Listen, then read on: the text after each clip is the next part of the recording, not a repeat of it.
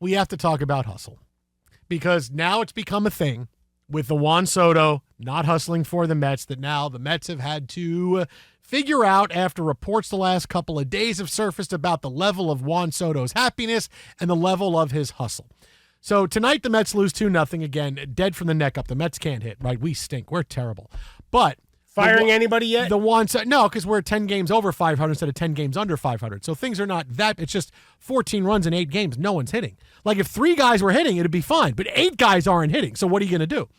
But Soto's come under fire, coming off of the series with the Yankees, in which there were back-to-back games and the Yankees and now the Red Sox, in which there were back-to-back games in which Soto did not hustle out of the box, where he could have beat out a grounder or potentially gotten a double on a ball off the wall at Fenway. Became a story last night. And Michael Kay, play-by-play man for the Yankees, who has a radio show in New York, decided to come out with a report that really doesn't have any sources in it. And this is what really pisses me off about this, in that he said he went to the ballpark the last day of the Yankees-Mets, got there 8 o'clock in the morning, wanted to talk to people and dig into Soto and how things are going.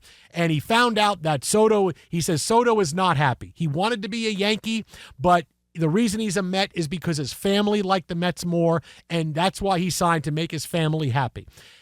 The fact that Michael Kay, Yankee play-by-play man, says this. Okay, first of all, you're the one not happy. You're the one that's obsessed with the Mets. Again, what have I told you? Yankee fans in the media are obsessed with the Mets. They're obsessed with us. They're obsessed with suddenly beating the Mets 2 out of 3 last weekend is their World Series. Because it's all been, look, and Soto left us, and we're better off without Soto. And now Michael Kay comes up with this report, and this is what pisses me off, is that when he said this, he said Soto's unhappy, he's glum, he wanted to be with the Yankees, he saw the 3 sellouts at Yankee Stadium, and I'm like, the Mets have sold out a bunch of games. They're in 5th in the league in attendance. It's not like no one's coming to the games. But the fact that Michael Kay had to say, and this is what I've heard, the Mets, and this will be denied.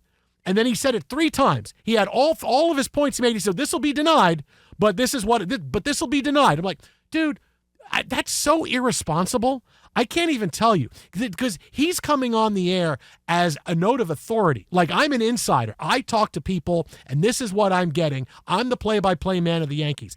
What insider says, hey, I'm reporting this? It'll be denied. Adam Schefter, Jay Glazer, Ian Rappaport don't come out and say, hey, so-and-so is Kirk Cousins is really unhappy and wants off of the Falcons. Now, he'll deny this, and the Falcons will deny it, but I've talked to people, and Cousins is not happy. He's not happy with how I'm just using this as an example. Cousins is not happy how the Falcons dealt with him when they signed him. Wasn't happy they took Michael Penix Jr. Again, they'll deny this. This will be denied, but this is what he wants. He wants out. He wants a trade. He's not happy being the backup, even though he said he's being the backup. Again, they'll deny this. Like, what kind of report are you saying? Like, can I just say anything I want to if I can just say, oh, they'll deny this? Hey, Michael Kay, the Yankees want to fire you as play-by-play man. Oh, they'll deny it, but they want to fire you. People I talk to. Like, that's so irresponsible to say stuff like that. Yet he throws it out there because, again, the Yankees are obsessed with the Mets. The Mets are the new benchmark. They're still so bitter that Soto chose the Mets over the Yankees, and maybe Soto is unhappy. But I'm going to throw this out there because just maybe, and I know I sound crazy,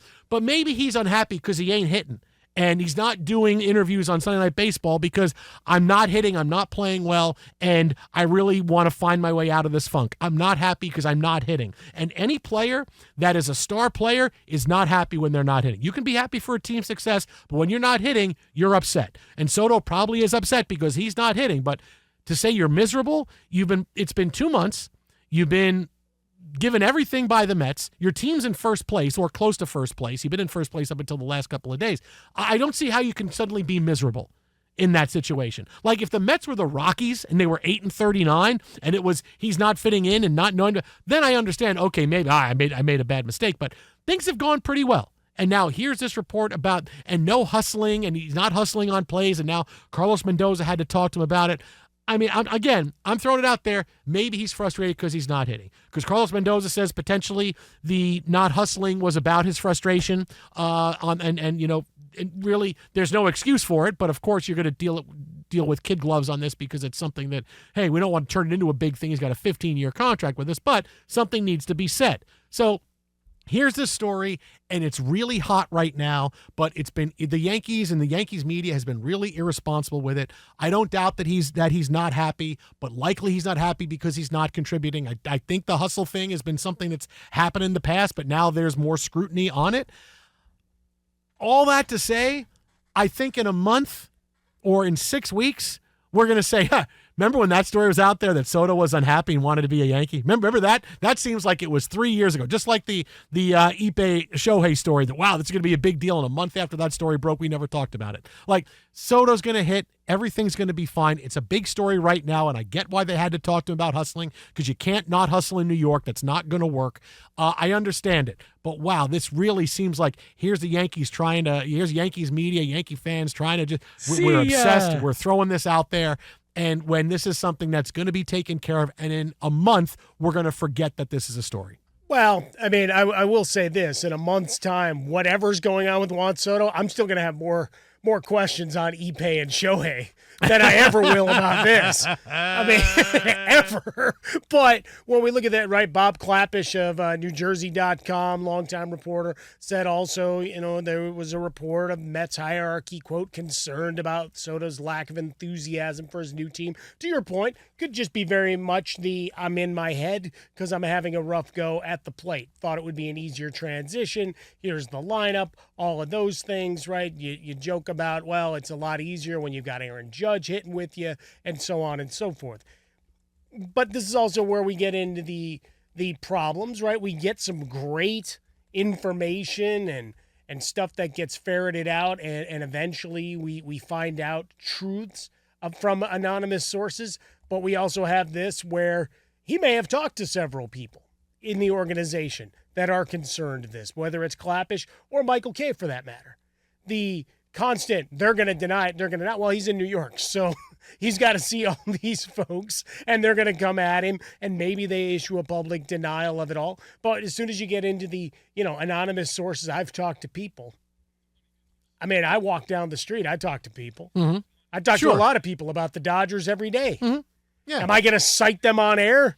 No, I'm going to say some Yahoo fan that I talked to. I'm not going to cite them as a source because they're watching every inning of the Dodgers. And maybe Michael Kay is getting into a little of that. I don't know. I don't want to cast aspersions on the man that he got the code red from the Yankee hierarchy to go and bash Juan Soto. Well, because here's the thing. Right? Here's the other part about Michael Kay. Right? This is what pisses me off, is that for the entire time leading up to this, when Soto was a free agent, where is he going to go? Michael Kay in New York talked about how, he's going to go to the team that offers him the most money. Right? Sure. So now he obviously knows stuff about this, being the Yankee play-by-play guy. Right? You're a source, right? You're a source. Oh, Yankee play-by-play. Oh, whoever offers the most money, which honestly is something that any of us could have said. Of course, it's whoever. Scott Boras is not taking one dime less than whatever the most money is. But even if it's right? not Boras, I mean, right. it's not a big stretch to say the guy's going to take the most money. So hot take. For months and months and months, whoever gives him the most money, that's where he's going to go. But he doesn't choose the Yankees. And so now it's, how do we make something up, or how do we make ourselves look good?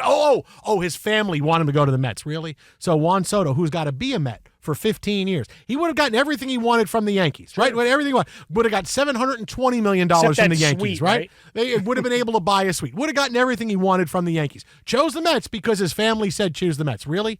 Really? That's what happened? A guy that's done everything he could to get to this free agent point, to sign this contract, he's going to list, his family's going to say, for an extra $35 million, go to the Mets, right?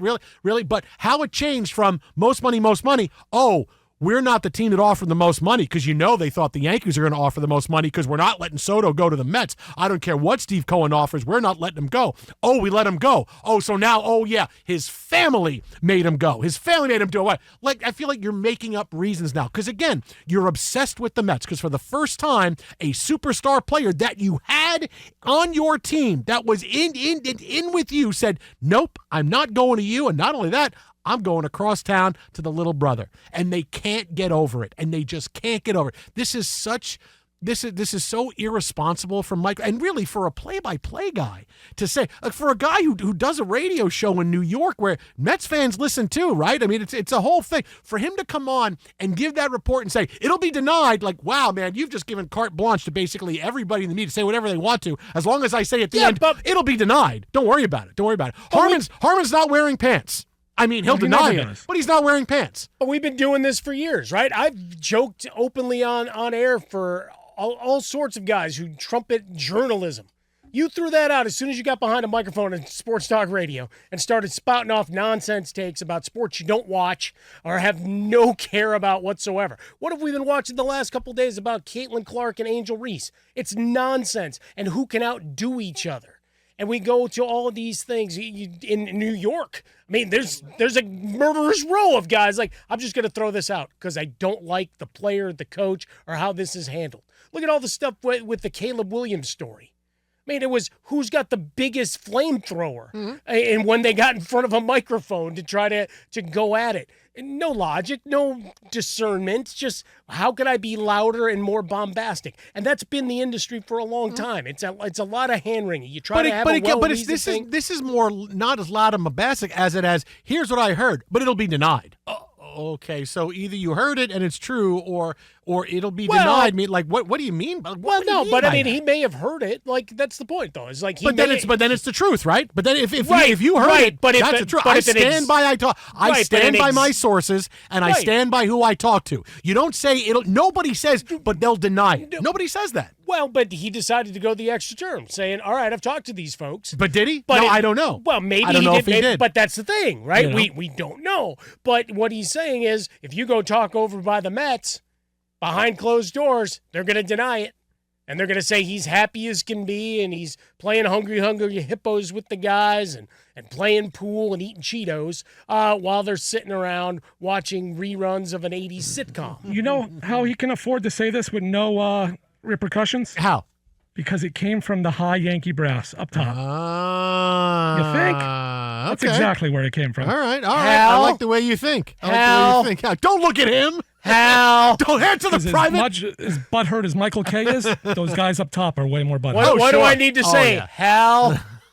He doesn't say that if there are repercussions. No, but it's so irresponsible, man. It's so petty. But again, the Yankees are obsessed with us. Okay, they're obsessed with their ex. They're so obsessed, 100%.